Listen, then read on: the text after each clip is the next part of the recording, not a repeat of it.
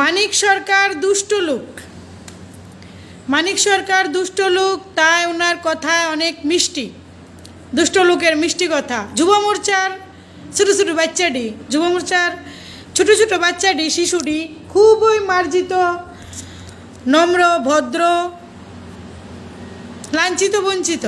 যুব মোর্চার ছোটো ছোটো বাচ্চাগুলি, বিজেপির যুব মোর্চার ছোটো ছোটো বাচ্চাগুলি লাঞ্ছিত, বর্জিত, মার্জিত, নম্র, ভদ্র। ওরা এক গালে চর দিলে আরেক গালে আরেকটা দে, এরকম বলে। গান্ধীবাদী যুব মোর্চার ছেলেরা গান্ধীবাদী। ওরা কোথাও কোনো প্রতিবাদে যায় না, এক গালে চর খেলে আরেকটা গাল বাড়িয়ে দে, নেম বাবা এটাতেও মার। মানিক সরকার দুষ্ট লোক, তাই দুনিয়ার মধ্যে দুষ্টতা ছড়াচ্ছেন। তো রামগোপাল বাবু আজকে এত সুন্দর ভাষণ দিয়েছেন, মানিক সরকারের আজ ঘুম হবে না। আরএসএসের গুন্ডা লাগিয়ে দিবেন রামপ্রসাদ বাবু, নামিয়ে দিবেন রাস্তায় বেশি বাড়াবাড়ি করলে। মানিক সরকার কেস করিয়ে দিবেন, মার খাওয়াবেন, এটা করবেন ওটা করবেন, ক্ষমতা দেখাবেন। হ্যাঁ দেখাবেন, আপনি তো লাইসেন্সপ্রাপ্ত গুন্ডা রামপ্রসাদ বাবু। আপনার চেয়ার ভাঙ্গাভাঙ্গি, বুকে কলারে ধরে টানাটানি নিজেদের মধ্যে ভাইরাল ভিডিও এখনও আছে, সোশ্যাল মিডিয়ায় ঘোরাঘুরি করছে। আপনার যুব মোর্চার ছেলেদের কীর্তি হয়তো আপনি দেখেন না। ছোটো ছোটো বাচ্চারা প্রত্যেক দিন সকালে একটা না একটা কারোর না কারোর বউ নিয়ে পালায়। আপনার যুব মোর্চার ছোটো ছোটো বাচ্চারা প্রত্যেক দিন ড্রাগস নিয়ে কোথাও না কোথাও কোটি কোটি টাকার ড্রাগস নিয়ে ধরা পড়ে। আপনার যুব মোর্চার ছোটো ছোটো নম্র, ভদ্র, মার্জিত, বর্জিত, লাঞ্ছিত বাচ্চারা প্রত্যেক দিন কোথাও না কোথাও কারোর বাড়িতে হামলা করে, কাউকে না কাউকে মারধর করে।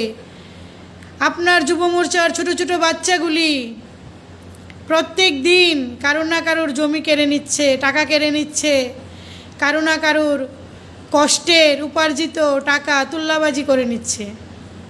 আপনি হয়তো দেখেন না, কারণ আপনি তো নিজেই গুন্ডা। কি করে দেখবেন? আপনার যুব মোর্চার ছোটো ছোটো বাচ্চাগুলি প্রত্যেক দিন কোনো না কোনো স্কুলে, কোনো না কোনো কলেজে ঢুকে সন্ত্রাস করছে, মারপিট করছে, ভাঙচুর করছে। আপনার যুব মোর্চার ছোটো ছোটো বাচ্চাগুলি প্রত্যেক দিন নম্র, ভদ্র, মার্জিত, বর্জিত, লাঞ্ছিত, কুণ্ঠিত বাচ্চাগুলি প্রত্যেক দিন কোনো না কোনো নারীকে নির্যাতন করছে কোথাও না কোথাও। মানিক সরকার দুষ্ট লোক। মানিক সরকার এই কারণেই তো ক্ষমতাচ্যুত হয়েছেন, দুষ্ট লোক বলে। আপনারা তো ভালো লোক, আপনারা তো অনেক মার্জিত, ভদ্র, সম্মানীয় ব্যক্তি। একটা কাজ করুন, আরেকটু সম্মানের উপযোগী হবেন যদি ওই ব্যক্তিটার, মানিক সরকারের পা ধুয়ে একটু জল খেতে পারেন। আচমন বুঝেন? আচমন হয়তো বুঝেন না। প্রত্যেক দিন যখন আপনারা বিরোধী দলনেতার নাম হাজারবার মুখে আনেন, একটা কাজ করবেন, একটু আচমন করে নেবেন। সকালবেলা ঘুম থেকে উঠে ব্রাশ না করার আগে বাসি মুখে একটু জল নিয়ে মানিক সরকার, মানিক সরকার, মানিক সরকার বলে আচমন করবেন, শুদ্ধিকরণ করবেন নিজের। তারপর ওই ব্যক্তির নামটা নেবেন, দেখবেন আপনার 100 ভাগ পাপ পুণ্যেতে পরিবর্তন হয়ে যাবে, কনভার্ট হয়ে যাবে। প্রত্যেক দিন মানিক সরকারের বাড়ি থেকে একজোড়া মোজা নিয়ে আসুন, ছলে বলে কৌশলে। ওই মোজা ধুয়ে, পাও তো পাবেন না ছোঁয়ার জন্য, অসম্ভব, এটা দুর্লভ ব্যাপার। মানিক সরকার পাও আপনাকে দিবে না, টাকা দিলেও দিবে না। ওটা দুর্নীতিযুক্ত না, ওটা দুর্নীতি মুক্ত সরকার। ছিটে ফুটেও দুর্নীতি নেই। আপনি কোটি টাকা দিলেও আপনাকে পাও দিবে না মানিক সরকার। মানিক সাহা হয়তো দেয়, মানিক সরকার দিবে না।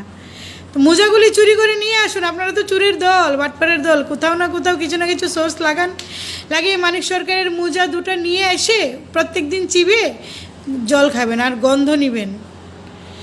আপনার গঙ্গায় ডুব দিতে হবে না কোনো দিন, আপনি এমনিই শুদ্ধ হয়ে যাবেন। তো এইভাবে মানিক সরকারের নাম নেওয়ার আগে এইভাবে আচমন শুদ্ধিকরণ করে তারপর নেবেন। রামপ্রসাদ বাবু, এটা কথা আছে না, লিখতে পারে না নিজের বাপের নাম, চুল কাটে তেরে নাম। ছাগল দিয়ে যদি অ্যালবাম দিত, গরু কিনলো নাহলে মানছে। তা আপনার আর অক্ষণ সময় উপযোগী কথা, যেটা শুদ্ধ কথা বললে আবার আপনারা তো শুদ্ধ কথা বুঝেন, খাস বাংলা বুঝেন না। আবার অনেকে বলবে আমি গালি দিই, আমার ভাষা ভালো না, ওই জন্য শুদ্ধ কথা বললাম। পারি সবই বলি না, কারণ ভাব প্রকাশ করার মাধ্যম তো ভাষা। ভাবটা যেভাবে সরলভাবে সোজাভাবে প্রকাশ করা যায়, ওইটা হচ্ছে মাতৃভাষা। তো মাতৃভাষাতেই বলি, ওই জন্য মানুষ পছন্দ করে না আমাকে।